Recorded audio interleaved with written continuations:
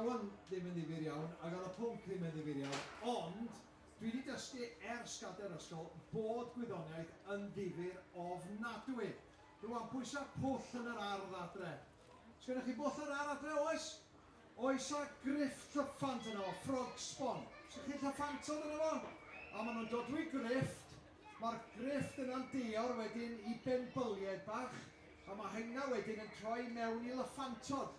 Gwyddoniaeth, science ydy hwnna i gyd. Adarnidol, ydych chi wedi gweld wenoliaid heddiw? Ni'n gweld wenoliaid ar y ffordd mewn pan ni'n stuck yn car. Ond mae hynna'n dod o'r holl ffordd o dde Affrica i fod efo ni fan yma. Sut da ni'n gwybod? Achos mae yna bobl gyda modrwyon ar draed hein a wedi cofnodi lle maen nhw'n mynd. Gwyddoniaeth, dwi wedi cael dangos fan yna sut mae rhewlif, sut mae icebergs yn gweithio fan yma. Os da chi heb gael go ar hwnna eto, please cerwch draw. A dyna beth sy'n mor bwysig yn fan yma, ydy bod o'n ddifyr. Mae'n dangos bod gwyddoniaeth yn gallu bod yn hwyl ac yn ddifyr. Achos os dio ddim yn hwyl, mae'n boring i chi a mae'n boring i'r athro. Dwi'n siŵr bod yr athrawon yn cwbau gysgu, ond fan yma mae'n wahanol iawn. Achos mae'n ddifyr dros ben, a fan yma chi wedi hyd yn oed cicio'r byd os eisiau cha. Chi'n gwneud pob peth fan yma, unrhyw beth lic i di. Llongyfarchiadau i'r brifysgol, da iawn chi am gynnal hyn. Da chi wedi gynnal am beth? 2 mlynedd bethau?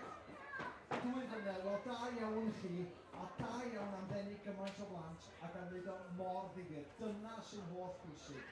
Gallai fan hyn bod rhywun ag ateb i gancer. Ti falle, reit, sut ti'n mynd ymlaen? A dwi eisiau ti ffindio'r ateb sut da ni'n trechu cancer.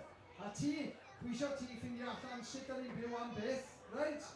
A ti, dwi eisiau ti ffindio allan sut i adeiladu car sy'n gallu pasio traffig Eisteddfod o gymryd yn amser.